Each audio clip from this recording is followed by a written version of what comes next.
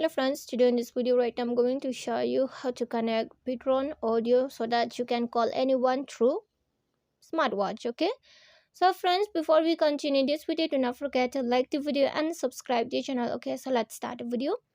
At first, what you need to do is that you have to move on setting. After you have been moved on setting, here you are going to find the Bluetooth option. Just move on Bluetooth. Then here you have to connect the ptron audio. So now let's move on this call app and click on this ptron audio. When you move on it, click on pair option.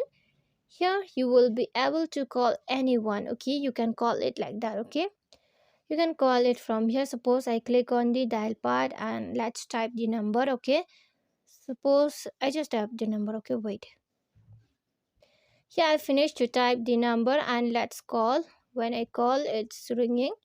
See, it has been showing on the mobile phone also same. Okay, and it is ringing right now. Okay, you can call through mobile through smartwatch like this. You can end the call also. You can on off the mic also. You can up the volume and lower the volume. Okay, same, it has been connected through mobile phone. That's why in the mobile phone also same screen. Okay, you can disconnect it like this and on the mobile phone will be disconnect.